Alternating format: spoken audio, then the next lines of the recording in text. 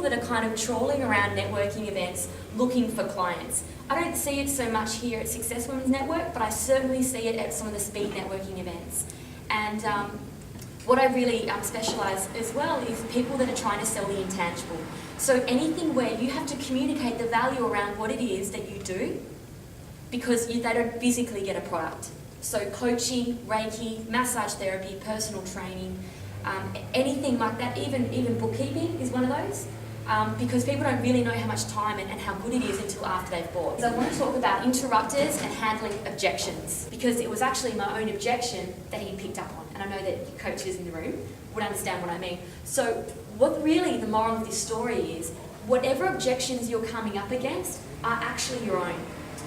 If you're coming up against money time after again, it's the fact that you don't think that you're worth the money unconsciously.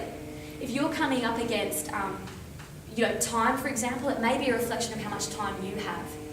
So if you're coming up against specific objections, you need to look at yourself and think of your self-talk that you're saying when you're actually talking about price, talking about time, talking about other coaches.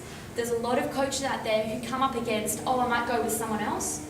That's because they were thinking that. That's because in their language, the question wasn't, do you want to work with me? The question was, do you need a coach, and if so, who will you pick? You have to be very, very careful about what's going on in your own mind as to what objections come up. Does anyone know what I'm talking about? They come up against the same objection? Yeah, it's just making sense for people. The thing is, as I was talking about the story, the objections are just smoke screens. Their objection is never really their real objection. Never.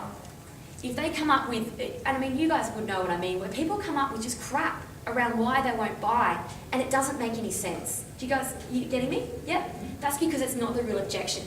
The real objection will often be, will it work for me? That is their main objection, especially in coaching, especially in health, especially when you're selling the intangible and they don't know what they'll get. It will be, will it work for me?